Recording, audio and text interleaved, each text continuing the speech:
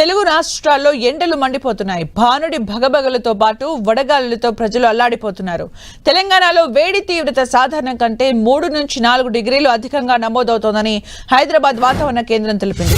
రాష్ట్రంలో మొత్తం 33 జిల్లాల్లో గరిష్ట ఉష్ణోగ్రతలు 40 డిగ్రీల మార్కును దాటింది. ప్రధానంగా ఉత్తర తెలంగాణ జిల్లాలో వేడి తీవ్రత అత్యధికంగా ఉంది. అటు ఏపీలోనూ భానుడు తన ప్రతాపం చూపిస్తున్నాడు. తీవ్ర ఎండ ఉక్కపోత ఉండే అవకాశం ఉందని వాతావరణ కేంద్రం తెలిపింది. మన్యం జిల్లాలో 13 మండలాలు డేంజర్ జోన్ లో ఉన్నాయి. ఎండ తీవ్రత నేపథ్యంలో ప్రజలు జాగ్రత్తగా ఉండాలని అధికారులు సూచించారు.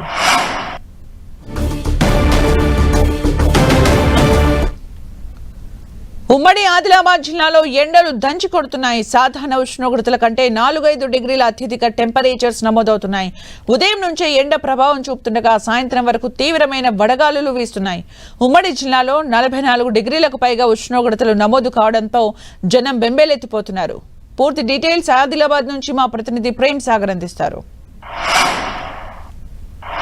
ఆదిలాబాద్ జిల్లాలో సాధారణం కంటే కూడా 2-3 డిగ్రీల గరిష్ట ఉష్ణోగ్రతలు నమోదవుతున్నాయి. నిన్న మొన్న 43 నుంచి 44.5 డిగ్రీల ఉష్ణోగ్రతల వరకు కూడా ఉమ్మడి ఆదిలాబాద్ జిల్లా వ్యాప్తంగా టెంపరేచర్స్ నమోదైన పరిస్థితి ఉంది.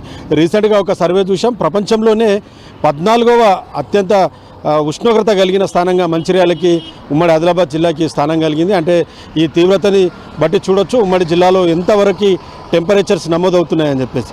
సో చాలా ఎండతో పాటు వడగాలులు తీవ్రంగా వీస్తున్నాయి. ఈ వడగాళ్ళ వల్ల తీవ్ర ఇబ్బందులు పడుతున్నారు. వడదెబ్బలు దాకి జనాలంతా కూడా కొంత ఆసుపత్రుల్లో పాలవుతున్న పరిస్థితి ఉంది. సో చిన్న వ్యాపారులపై ఎండలకు సంబంధించిన ప్రభావం తీవ్రంగా పడిందని చెప్పుకోవచ్చు. చాలా వరకు రోడ్ సైడ్ వీధి వ్యాపారులంతా కూడా ఈ టైంలో ఎండలని దృష్టిలో ఉంచుకొని వ్యాపారాలు మానుకొని తీవ్రంగా నష్టపోతున్న పరిస్థితి ఉంది. సాయంత్రం 5 తర్వాతనే ఈ చిన్న చిన్న వ్యాపారులు, కూరగాయలు కానీ పండ్ల వ్యాపారులు తెరుచుకునే పరిస్థితి మనకు కనిపిస్తుంది. చాలా వరకు వ్యాపారస్తులపైన కావచ్చు, మిగతా చాలా దూర ప్రాంతాలకు వెళ్ళేవారు వారందరిపై కూడా ఎండ ప్రభావం చాలా తీవ్రంగా పడుతుందని చెప్పి మాత్రం చెప్పుకోవచ్చు. మధ్యాహ్నము 12 నుంచి పూర్తిగా రోడ్లన్నీ కూడా నిర్మానుష్యమానంగా మారుతున్న పరిస్థితి ఉంది. సాయంత్రం వరకు కూడా ఎవరు బయటకు వచ్చే పరిస్థితి మనకు లేదు. సో వైద్యులు కూడా చెప్తున్నారు చాలా స్పష్టంగా, 11 గంటల నుంచి సాయంత్రం 4 గంటల వరకు ఎవరు కూడా బయటకు రావద్దు, అత్యవసరమైతే మినహా అని చెప్తున్నారు. శరీరానికి తగినంత నీటిని తీసుకోవాలని చెప్తున్నారు. కూల్ డ్రింక్స్ లాంటి వాటి జోలికోకుండా పండ్ల రసాలను మాత్రమే తీసుకోవాలి. ప్రధానంగా వృద్ధులు, చిన్నపిల్లలు ఇంట్లో ఉన్నా కూడా కొంత చల్లటి వాతావరణంలో ఉండాలని చెప్పేసి సూచిస్తున్న పరిస్థితి ఉంది. అటు కూలర్లు, ఏసీలకు సంబంధించిన పూర్తిగా వినియోగం కూడా పెరిగిపోయినట్లు మనకు అనిపిస్తుంది. విద్యుత్ సంబంధించిన వినియోగము, జనాలు కొంత ఫంక్షన్స్ లాంటివి వాటి కోసం మాత్రము చాలామంది బయటకు వస్తున్నారు, షాపింగ్స్ కానీ దానికోసం. సో ఈ టైంలో కొంత రావద్దని చెప్పి చెప్తున్నారు. మరో కొన్ని రోజుల పాటు ఎండల తీవ్రత చాలా ఎక్కువగా ఉంటుంది. దానికి తోడు వడగాళ్ళు కూడా వీస్తాయి కాబట్టి కొంత అప్రమత్తంగా ఉండాలని చెప్పేసి చెప్తున్న పరిస్థితి ఉంది. ఇప్పటికే ఉపాధి హామీకి సంబంధించిన కూలీలు కూడా తెల్లవారుజామునే పనులకు వెళ్ళిపోయి 9:30-10 గంటల లోపు ఇంటికి వెళ్ళిపోయే పరిస్థితి కనిపిస్తుంది. సో చాలా వరకు బస్సులు కానీ మిగతా ప్రయాణాలు చేసేవాళ్ళు కూడా కార్లలో కానీ మిట్ట మధ్యాహ్నం మానుకుంటే మంచిదని చెప్పేసి చెప్తున్నారు. ఆదిలాబాద్ నుంచి వివిధ ప్రాంతాలకు రాత్రిపూట కూడా ప్రయాణాలు చేసేవారు తీవ్ర ఇబ్బందులకు గురవుతున్నారు. వేడి గాలులు చాలా తీవ్రంగా వీస్తున్న పరిస్థితి మనకు కనిపిస్తుంది.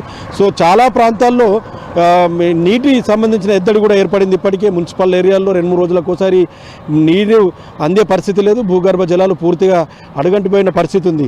అటు ఏజెన్సీ ప్రాంతంలోనూ కూడా చాలా ఇదే నీటి ఎద్దడి తీవ్రంగా ఏర్పడిన పరిస్థితి మనకు చాలా స్పష్టంగా ఉంది. సో కొంత మున్సిపల్ కావచ్చు, గ్రామ పంచాయతీలు, మండలాల్లో ఇది చలివేంద్రాలు ఏర్పాటు చేయాలన్న ఒక డిమాండ్ ఉంది. సో జనాలకి రోడ్లపైన నీళ్లు దొరకని పక్షాన కొంత వడదెబ్బ దాకి చనిపోయే ప్రమాదం ఉంది కాబట్టి చలివేంద్రాలను ఏర్పాటు చేయాలన్న ఒక డిమాండ్ కనిపిస్తుంది. దాంతోపాటు ఈ రద్దీ ప్రాంతాల్లో ప్రధానంగా ఓపెన్ బస్ స్టాప్స్ ఉంటాయి, రైల్వే స్టేషన్లు కావచ్చు, ఆటో స్టాండ్ల లాంటి ప్రాంతాల్లో కొంత చలువ పందిర్లని ఏర్పాటు చేయాలి మున్సిపాలిటీలు, గ్రామ పంచాయతీల ఆధ్వర్యంలో అన్నది కూడా ఒక డిమాండ్ వినిపిస్తున్న పరిస్థితి ఉంది. సో ఏప్రిల్ ఎండింగ్లోనే ఈ పరిస్థితి ఉంది. 44 డిగ్రీల టెంపరేచర్స్ దాటింది. ఇంకా మేలో రాబోయే నెలలో ఇంకా ఎండ తీవ్రత ఎట్లా ఉంటుందో అన్న దానిపైన పూర్తిగా జనాలైతే ఆందోళనకు గురవుతున్న పరిస్థితి ఉంది. సో చాలా అప్రమత్తంగా ఉండాలి, జాగ్రత్తగా ఉండాలని చెప్తున్నారు వైద్యులు కావచ్చు, అటు శాస్త్రవేత్తలు కావచ్చు.